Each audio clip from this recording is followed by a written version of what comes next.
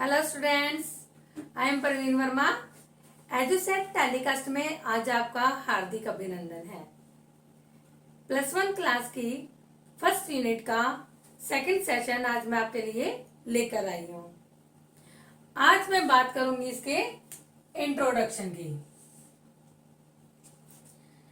Introduction में क्या है कि एक ब्यूटी थेरेपिस्ट को स्किन से रिलेटेड, हेयर से रिलेटेड, नेल से रिलेटेड, बॉडी से रिलेटेड सब ट्रीटमेंट का नॉलेज होना बेहद जरूरी है।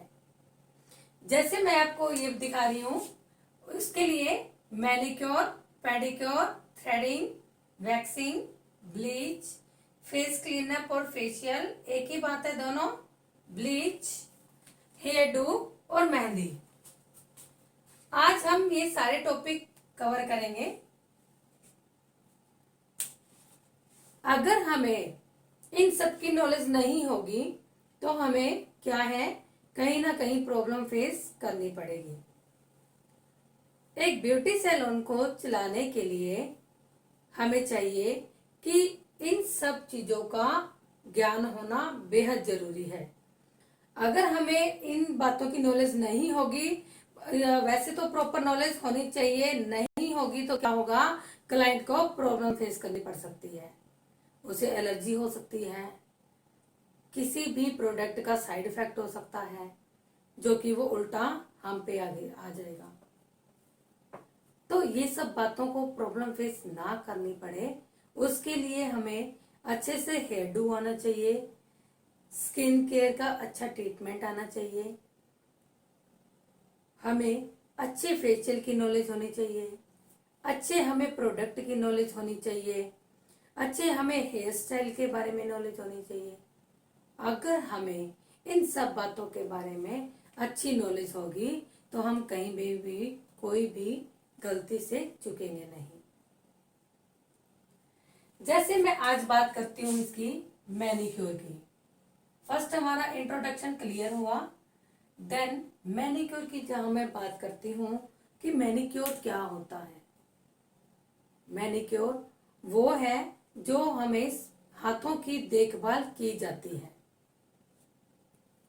यानी कि हाथों की उचित देखभाल करने की प्रक्रिया को मैनिक्योर कहा जाता है। इसके अंदर क्या होता है कि हम हाथों के, जैसे हमारे डेड स्किन हो जाती है या फिर नेल्स की जो प्रॉब्लम हो जाती है, या फिर हमारे हाथ कट फट जाते हैं, या अच्छे से हम इसकी केयर नहीं कर पाते हैं टाइम टू टाइम, तो हमें इन सब बातों का प्रॉब्लम होता है। इसके लिए हम मैनिक्योर करते हैं और करवाते भी हैं। मैनिक्योर अगर टाइम से किया जाए तो हमारे हाथ जो है वो सुंदर और स्वस्थ दिखेंगे, हमारे हाथों का ब्लड सर्कुलेशन अच्छा होगा, क्योंकि कंटिन्यू जो हमारे ये हाथ होते हैं ये वर्किंग में होते हैं। हम कोई ना कोई काम इन हाथों से अक्सर लेते रहते हैं, तो इसलिए हमें हाथों की टाइम टू टाइम केयर करनी जरूरी है। मैनिक्योर के बेनिफिट क्या हैं? इससे हाथों में चमक आती है, हाथ सुंदर बनते हैं, स्वस्थ रहते हैं, हाथों का ब्लड सर्कुलेशन अच्छा होता है, मसल्स टोन अप होती हैं। अगर मैनिक्योर अच्छे से किया जाए तो ये सब बेनिफिट हमें इसमें मिल सकते हैं। सेकंड आता है पेडिक्योर।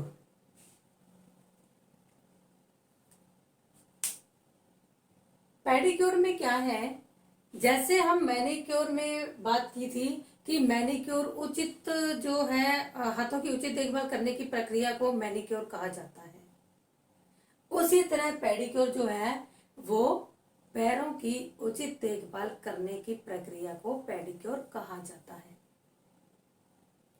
हमारा दिन भर की भागदौड़ हो जाती है, थकावट हो जाती है, सारा दिन स्टैंडिंग का जो हमारा वर्कआउट हो जाता है, उसमें हम बिल्कुल थकावट महसूस करते हैं।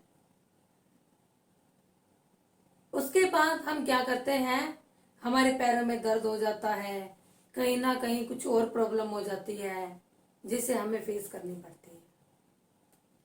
अगर हम टाइम से पैरों की भी देखभाल अच्छे तरीके से करें तो हम इन बातों से निजात पा सकते हैं। मैनिक्योर या पेडिक्योर, वैसे तो जो हमारी जो ये ट्रीटमेंट है ये सब मैन भी करवाती हैं और वुमेन भी, दोनों ही करवाते हैं। मैनिक्योर पेडिक्योर पहले के टाइम में क्या था, लेडीज ही करवाती थी। जैसे कपड़े धोते टाइम भी मतलब कि जैसे प्यूमिक स्टोन से अच्छे से डेड स्किन रिमूवर कर दी तो उस टाइम वो हो जाता था। लेकिन टाइम टू टाइम ये हमारे सारे जो प्रोसीजर है बदलते रहते हैं। इसके अंदर क्या होता है कि जैसे हम पेडिक्योर में तरह तरह की मार्केट के अंदर जो है टूल्स आती रहती हैं, प्रोडक्ट आते रहते हैं। अगर हम उनको यूज करते हैं तो उनका हमें अलग अलग बेनिफिशियल मिलता है। दिन प्रतिदिन नए नए प्रोडक्ट्स, नए नए ब्रांड के जो है जो प्रोडक्ट्स हैं वो आ रहे हैं। मैनिक्योर और जो पेडिक्योर है, ये दोनों बहुत से प्रकार के होते हैं और सबका अलग अलग ट्रीटमेंट होता है। पेडिक्योर के लिए जो है मैन भी करवा सकते हैं इसे, और जो वुमेन है वो तो करती ही करती हैं। जैसे मैंने मैनिक्योर के आपको बेनिफिट बताए थे उसी तरह पेडिक्योर के बेनिफिट हैं। पेडिक्योर के बेनिफिट में भी वही है कि हमें अच्छे से थकावट जो है वो दूर हो जाती है, पैरों की जो डेड स्किन है वो रिमूव होती है, पैर देखने में सुंदर और स्वस्थ लगते हैं, पैरों का जो ब्लड सर्कुलेशन है वो भी इंक्रीज होता है। पेडिक्योर में क्या होता है, मैनिक्योर पेडिक्योर में दोनों ही करने के बाद अगर नेल पेंट लगाई जाए तो और भी अच्छा लगता है। वो है सिर्फ फीमेल्स के लिए। हम मेंस की जहां बात करें तो वो बफर से अपने नेल्स को अच्छे से शाइन कर सकते हैं। इसके लिए हम नेल्स में शाइन देने के लिए बफर का इस्तेमाल करते हैं, जिससे नेल्स बिल्कुल स्मूथ एंड शाइन होते हैं। देन नेक्स्ट टर्न आती है थ्रेडिंग की। जहां पे भी अनचाहे बाल होते हैं वहां पे हम थ्रेडिंग करवाते हैं। फेस पे जहां हम बात करें तो थ्रेडिंग हमारे आईब्रोज, फोरहेड, अपर लिप्स या चिन और साइड ब्लॉ, यहाँ पे हम थ्रेड यूज कर सकते हैं। थ्रेड का यूज हमें अच्छे तरीके से आना चाहिए।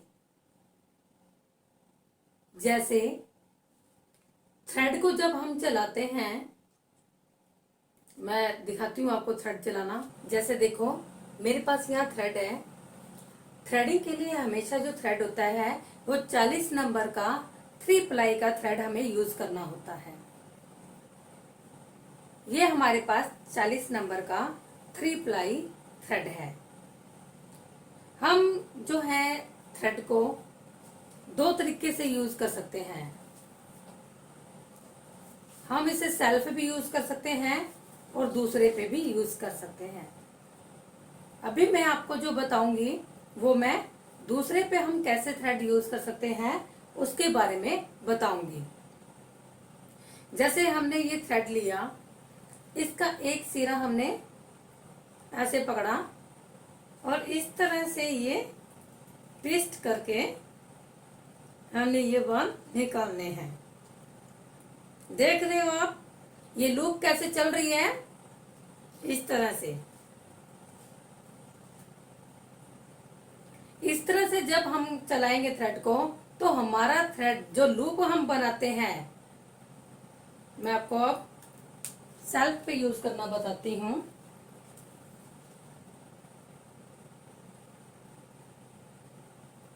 इसके एक नॉट लगा लीजिए।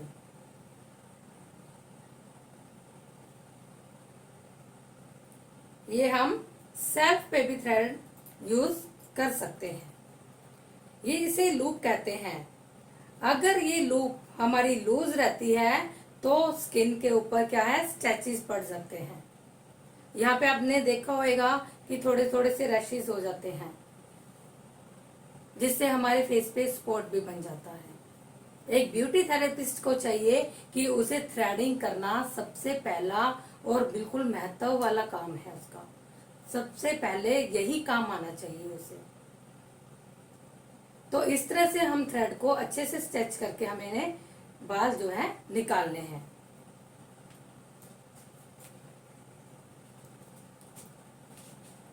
थ्रेडिंग करवाने के फायदे क्या होते हैं, इसके जो बेनिफिट मैं आपको बता रही हूँ कि एक तो हमारा फेस जो है वो बिल्कुल क्लीन नजर आता है। दूसरा, हमारी थ्रेडिंग की जो शेप है वो अच्छे से नजर आती है। फिर क्या है, इसमें वैक्सिंग की अपेक्षा कम पेन होता है। फिर इसके अंदर केमिकल का यूज नहीं किया जाता। नॉन केमिकल हमारा जो ट्रीटमेंट है ये। देन इसका कोई साइड इफेक्ट नहीं होता और थ्रेडिंग मैन वुमेन दोनों ही करवाते हैं। नेक्स्ट टर्न आती है वैक्सिंग की। वैक्सिंग भी हमारा अनवांटेड हेयर का एक पार्ट है।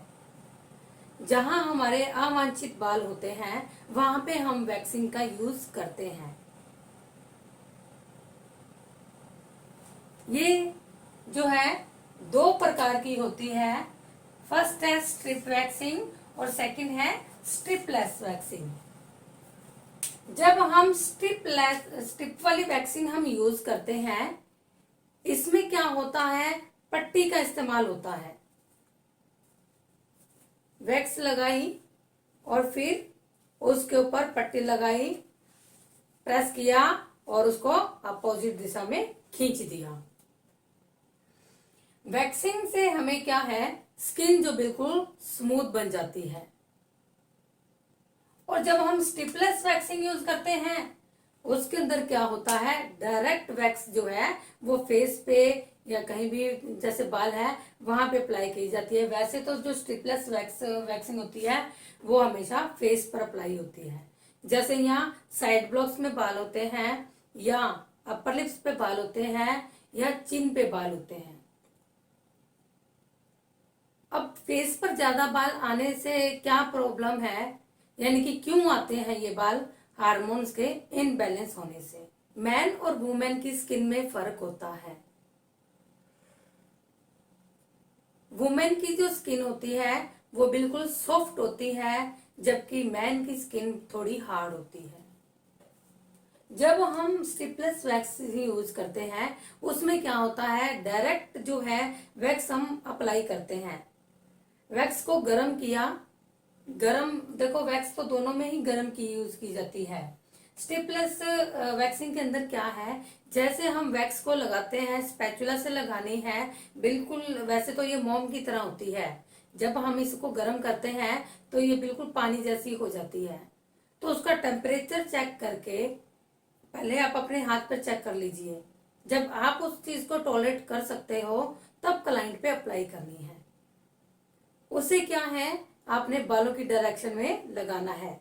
जैसे जो अपर लिप्स के बाल होते हैं वो इस साइड में ऐसे डायरेक्शन में होते हैं।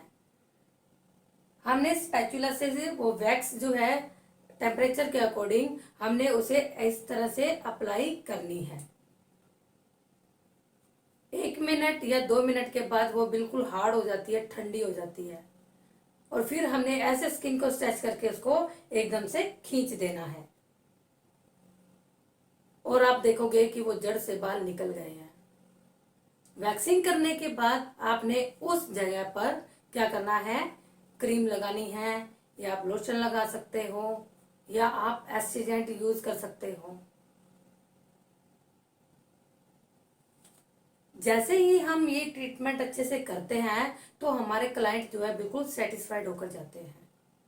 और फिर वो 4 लोगों को और बताते हैं कि हाँ, इस मतलब ब्यूटी थेरेपिस्ट से काम करवाइए, बहुत अच्छा काम है।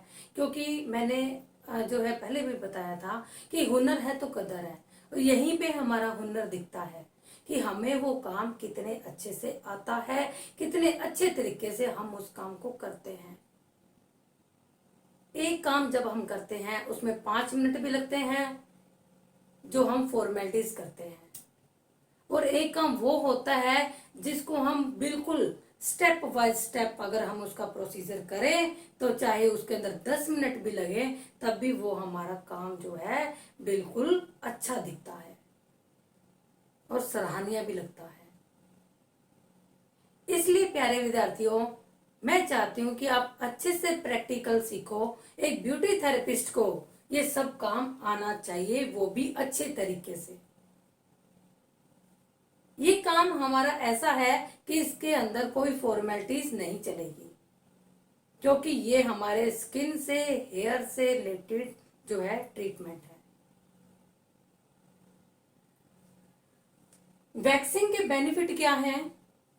इससे जो स्किन है वो बिल्कुल स्मूथ एंड शाइन लगती है, बाल जो हैं जड़ से निकलते हैं, इसमें दर्द भी कम होता है, स्किन जो है वो फेयर नजर आती है, और अनवांटेड हेयर से छुटकारा मिलता है। तो ये था हमारा वैक्सिंग का। देन नेक्स्ट टर्न है ब्लीच की, कि ब्लीच क्या है। ब्लीच हमारा एक केमिकल प्रोडक्ट है, ये विदाउट केमिकल नहीं हो सकता। अगर हो है भी तो क्या है, हम इसे घरेलू जो होम टिप्स में होते हैं उसमें हम यूज करके इसको कर सकते हैं। तो ब्लीच हमारा, जहां हम बात करते हैं, एक रसायन प्रक्रिया है। इसके अंदर क्रीम होती है प्लस एक्टिवेटर होता है। ब्लीच हमारी 2 फॉर्म्स में होती है, क्रीम टाइप में भी होती है और पाउडर फॉर्म में भी होती है। क्रीम और पाउडर 2 फॉर्म में हमारी ये जो ब्लीच होती है। जो क्रीम ब्लीच होती है उसके अंदर सिर्फ एक्टिवेटर मिलाया जाता है, बिल्कुल चुटकी भर। और जो सेंसिटिव स्किन होती है उसके लिए तो और भी थोड़ा सा कम, क्योंकि सेंसिटिव स्किन पर इसका रेयर चांस होता है। डियर स्टूडेंट्स, इस बात का आप अच्छे से ध्यान रखना कि जहां पर हम ब्लीच करते हैं इसमें थोड़ा सा प्रिकॉशंस की जरूरत होती है। अगर हम कहीं पे भी थोड़ी सी सावधानी से ऊक चुक जाते हैं तो वहां पे हमें बहुत बड़ी प्रॉब्लम फेस करनी पड़ सकती है, क्योंकि ये हमारा एक केमिकल एजेंट है। अगर ब्लीच के अंदर एक्टिवेटर की मात्रा थोड़ी ज्यादा हो जाती है तो हमारे स्किन को साइड इफेक्ट हो सकता है। साइड इफेक्ट क्या होता है? जैसे हमारी स्किन जो है बर्न भी हो सकती है, उसमें रैशेज भी पड़ सकते हैं, उसमें दाने भी हो सकते हैं, एलर्जी हो सकती है, और भी बहुत प्रॉब्लम हो सकती है। इसलिए ध्यान पूर्वक ब्लीच का यूज करना चाहिए।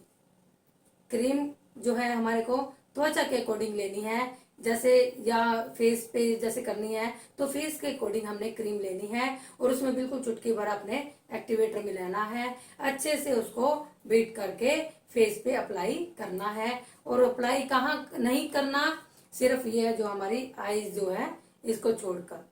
ब्लीच के मैं बेनिफिट बताती हूँ आपको। इसमें हमारी स्किन फेयर नजर आती है, बाल कम दिखाई देते हैं, दर्द नहीं होता, और फेस पर चमक भी आती है। तो ये थे हमारे ब्लीच के बेनिफिट्स। देन फेस क्लीनअप और फेशियल दोनों एक ही बात है। फेस क्लीनअप में क्या होता है कि फेस को क्लीन करना, अगर हम अच्छे से क्लीन रखेंगे तो हमारी स्किन जो बिल्कुल हेल्दी रहेगी। इस क्रिया में क्या होता है कि जो हमारे फेस के पोर्स होते हैं वो ओपन हो जाते हैं। डेली धूल मिट्टी के संपर्क में आने से हमारे स्किन के जो पोर्स है वो बंद हो जाते हैं। आपने देखा होगा जब हम कोई वर्क करते हैं, हार्ड वर्क करते हैं, तो हम पसीने पसीने हो जाते हैं और हम थक जाते हैं। और अगर हम नहा लेते हैं या हम अपने फेस को बिल्कुल वॉश कर लेते हैं तो आप देखते हो थोड़ा सा त्वचा को अच्छा सांस सा मिल जाता है, हमारी बॉडी भी रिलैक्स हो जाती है। तो फेशियल में मेन पर्पस यही होता है कि जब हम फेशियल या फेस क्लीनअप करवाते हैं तो त्वचा खुलकर सांस लेती है, जो पोर्स है वो ओपन हो जाते हैं। ये जो है प्रक्रिया ये क्रीम से की जाती है। फेशियल के अंदर फेस वॉश, क्लींजिंग मिल्क,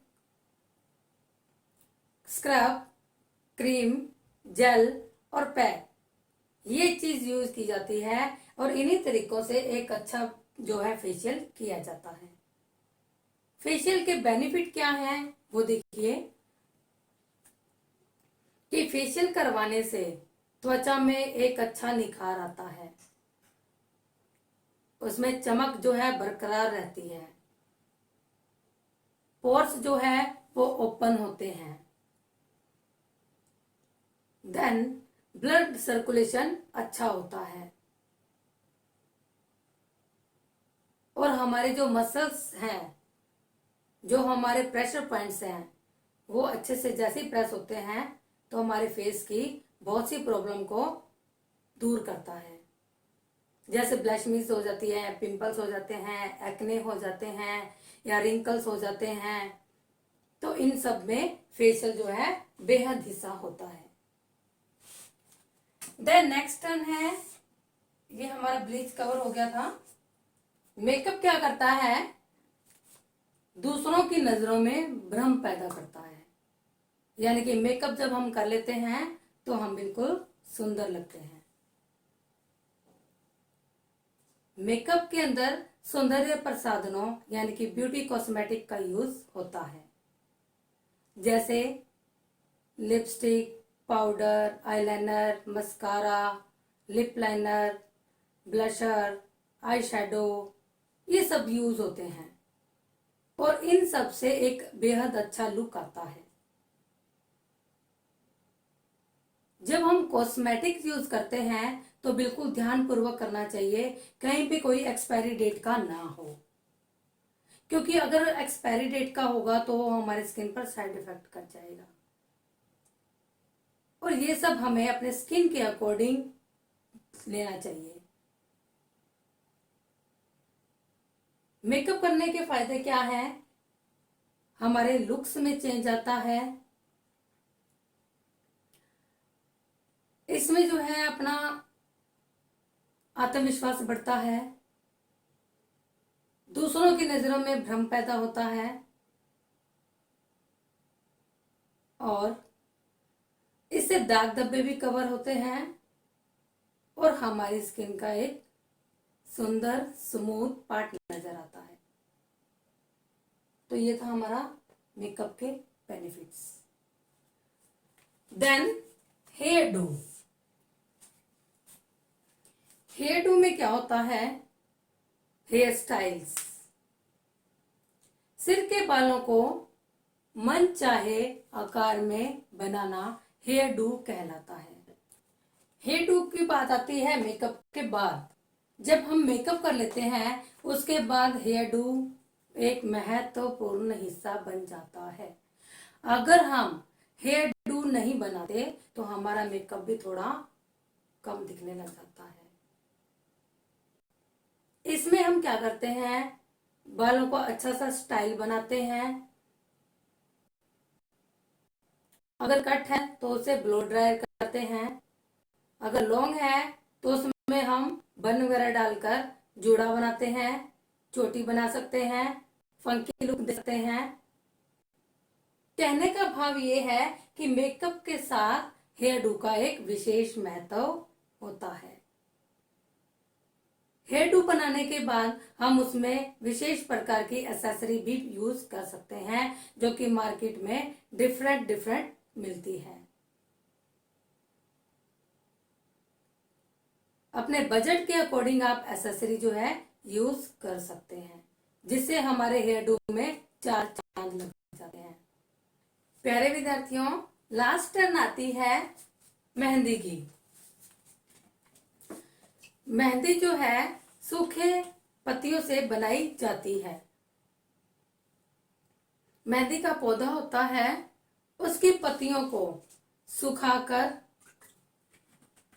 पहले तोड़ा जाता है, फिर सुखाया जाता है और फिर बारीक जो है यानी कि महीन उसे पीसा जाता है और फिर ना गाढ़ा ना ज्यादा पतला इसका घोल बनाया जाता है और फिर मेहंदी के कोन में से डालकर विभिन्न प्रकार के हाथों पे पैरों पे डिजाइन बनाया जाता है।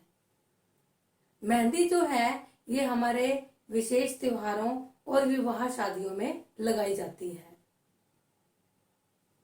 जैसे पहले क्या होता था कि पहले के टाइम में सिर्फ हाथों को रंगने के लिए क्या किया जाता था, विभिन्न तरह के रंगों का इस्तेमाल किया जाता था।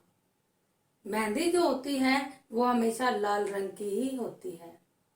इसमें पहले क्या होता था कि सिर्फ हाथ में गोल ऐसा डिजाइन बनाकर और सिर्फ जो हमारे टिप्स हैं इन पे लगाई जाती थी।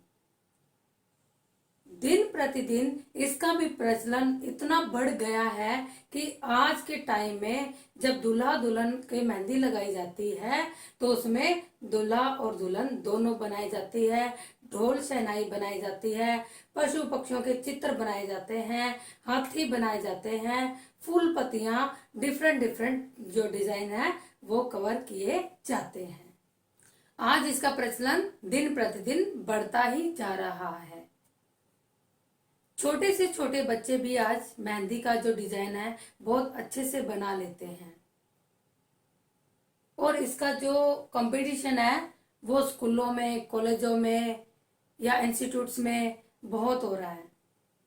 हर फेस्टिवल्स पे या जैसे कोई वार्षिक महोत्सव होता है, ऐसे मौके पर जो है मेहंदी कंपटीशन स्पेशल सेलिब्रेट किया जाता है और जिसमें गर्ल्स हो या बॉयज बहुत अच्छे से उसमें भाग लेते हैं। तो प्यारे विद्यार्थियों, आज आपको मैंने जितना भी समझाया आशा करती हूँ आपको अच्छे से समझ आया होगा। जैसे manicure, pedicure, threading, waxing, bleach, facial, face cleanup, makeup, hairdo और मेहंदी, इन सबको आपने अच्छे से जानना है, पहचानना है और अपने नोटबुक में अच्छे से नोट करना है। ब्यूटी थेरेपिस्ट के लिए इन सब बातों का ज्ञान होना बेहद जरूरी है ताकि हम अच्छे से किसी क्लाइंट को ट्रीट कर सकें और हमारे हुनर की अच्छे से कदर हो सके। प्यारे विद्यार्थियों, चलते हैं हम आज के क्वेश्चंस पर। तो मेरा फर्स्ट क्वेश्चन है, मैनिक्योर और पेडिक्योर क्या होता है, इसके लाभ बताइए। सेकंड क्वेश्चन है मेरा, ब्लीच क्या होती है, इसके लाभ बताइए। थर्ड क्वेश्चन है मेरा, थ्रेडिंग की प्रक्रिया क्या है। फोर्थ क्वेश्चन है, वैक्सिंग क्या होती है, स्ट्रिपलेस वैक्सिंग की व्याख्या कीजिए। एंड द लास्ट क्वेश्चन है मेरा, हेयर डू में हम उसे अच्छा दिखाने के लिए क्या इस्तेमाल करते हैं। तो ये मेरे 5 क्वेश्चन हैं, आपने नोटबुक में इनका अच्छे से जवाब देना है, लिखना है उन्हें। तो प्यारे विद्यार्थियों, आशा करती हूँ आज आपको ये वीडियो अच्छी लगी होगी, अच्छे से समझ आई होगी। तो इन सब का ज्ञान होना बहुत जरूरी है। इन सब बातों को फॉलो करना है। मिलते हैं हम नेक्स्ट वीडियो पर। तब तक के लिए वंदे मातरम, जय हिंद।